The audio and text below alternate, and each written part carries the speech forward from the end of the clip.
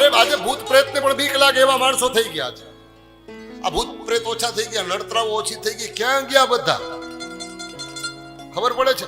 નહીતર ગામડામાં પૂછો, લગભગ અઠવાડિયામાં કોકને કંઈક વળગાડ હોય કે કાંઈને ચૂડેલ વળગી છે ને, આને ડાકણ વળગી છે ને, આને ભૂત વળગો છે ને, આને મામો વળગો છે ને, ખીજડા વાળો છે ને, આ બાવડિયા વાળો છે ને, ફલાણી જગ્યાએ ઓછાયામાં આવી ગયા, ઝાંખો આ ઝાંખા પટ માણસો એટલા ઝાંખા થઈ ગયા, ઝાંખા પટને ઝાંખા થવાની જરૂર જ નથી. કાલજી બાપા પૂછા, સિંદોડી વાળા બેઠા, પૂછો ઝાંખા પટ. આપણે કહીએ ભાઈ ક્યાંક પગ આવી ગયો છે, રસ્તામાં પેલા નીકળતા ને એટલે બેન દીકરીને એવી ભલામણ કરવી પડતી કે ક્યાંક ઝાંખા પટમાં પગ ન પડી જાય એનું ધ્યાન રાખજો. અને રસ્તામાં ઓલું બધું ઠીપ કાઢી ગયા હોય એમાં કોઈનું ઉનાળામાં પગ ન આવી જાય એનું ધ્યાન રાખતો. આજે આપણે છોકરાઓ બહાર નીકળે એટલે એ ખ્યાલ એને સૂચના આપવી પડે કે કુંડાળિયા માણસોમાં પગ પડી ન જાય એનું ધ્યાન રાખજો, નહીતર એમાં પગ નીકળ પડી જાય.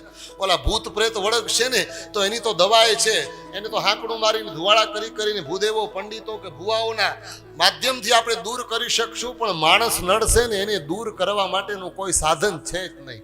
એવા વિચિત્ર માણસો છે.